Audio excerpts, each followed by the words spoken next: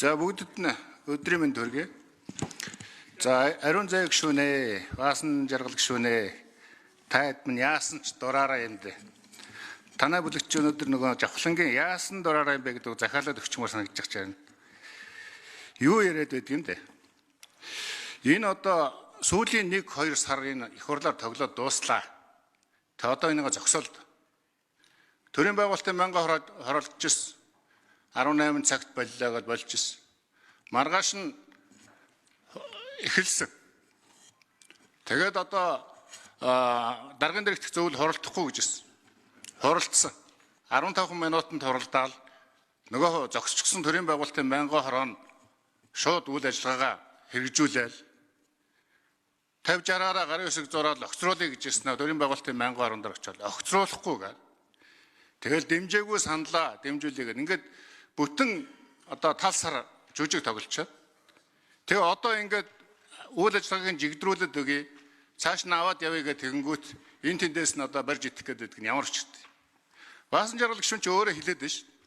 Үндсэн хуулийн тодорхой заалтын 1-р нь тогтоол 2-т нь болгон туяаг үндсэн хууль зөрчсөн юм а гэдгийг нотолсон юм а 3-4-т нь хэлчих юм а гэдэг нотолчихсан юм бол бидний өргөсөн тангараг дээр чинь үндсэн хуулийн өмнө тавьсан дээр би Монгол улсын үндсэн хуулийг чандлан сахиж улсынхаа тусгаар тогтнол бүрэн эрхт байдал иргэнийхээ эрхчлөөг дээдлэн хамгаалж Монгол улсын хөгжил цэцлийн төлөө чин үнцээр зүтгэнэ.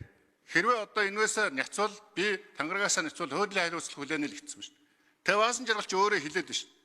Нэгтэн тогтоож орчихсныг үндсэн хууль тогтоосон. 2-т нь булган туяа хууль зөрчсөнийг үндсэн хууль тогтоосон. Тогтоодсон бол би хуулийн хариуцлага хүлээнэ гишүүнээсээ татгалзнаа гэд бүгдээрээ бид нар чинь цовор зогсчоод энэ тангараг өргөсөн байгаа. Тэгээд дув дураараа нэг юм болонгоот ерөөсөө дураараа.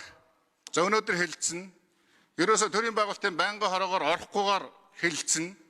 Эсвэл оруулдгаар хэлсэн. Ийм байдлаар явбал энэ одоо нөхцөл байдал чинь эренблэхдэггүй. Бид нарт одоо жилийн жил төсвийг 2-3 сар маш нөхцөлтэй хэлцдэг байсан. Энэ намар одоо төсвөө хэлсэн тохиолдол бид нарт бий юу? Тэгээ одоо 10 гаруй хоног үлдчихэд байна. Тэгээ ийм нөхцөл байдал үүсэнгүүт одоо буруу бусдын буруу сөрөг хүчээ яасан гэнэ баасан жаргалагч. Та нарыг алга алдчаад байх чинь бид нар орж ирж харин эв дүгэж олуулж байгаа шүү. Унсан дээр нь дэвслэл байсан шүү.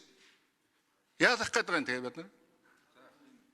Тийм болохоор ингэж дураараа байж болохгүй. Одоо өнөөдрөөс ахуулаад энэ одоо их хурлаа горимд нь орвол засгийнхаа ажлыг хийлэг төсөө батлаа. Тэр цалин мөнгөө ямар их усрээс өгөх гэж байгаа юм. Ямар их усрээс одоо танах гэж байгаа юм. Энэ нөхцөл байдлаа ярил л. Тэгэхгүй одоо энэ хичнээн сараар маргасан маргаана энэ дэр зогсоож болдгүй юм уу? Ариун зай гишүүнээс гуйж юм болгоныг л дураараа. Өөрөө тайлбарлана. Хуулаа уншихгүй, үндсэн хуулиа дэвшлэн. Тэгээ үндсэн хуулийг духан дээр наачаад ард түмэнд гангарна, какрана. Өөрсдийнхнийгаа ч хайрлахгүй, өөрийгөө ч хайрлахгүй, сөрөг намаа ч хайрлахгүй, Монголын ард түмнийг ч хайрлахгүй. Яаж гисэн улсын та нар чи? Одоо болвол яасан наа? Тэгээ юм хэлэнгүүт яр-гаад урдаг нохой шиг та нар. Та нарыг ч үг хэлэх чинь хашгичаад байвал яах вэ? Хэлүүлэхгүй байвал яах вэ? Бишгүүдээ та нар одоо 16-аас 20 он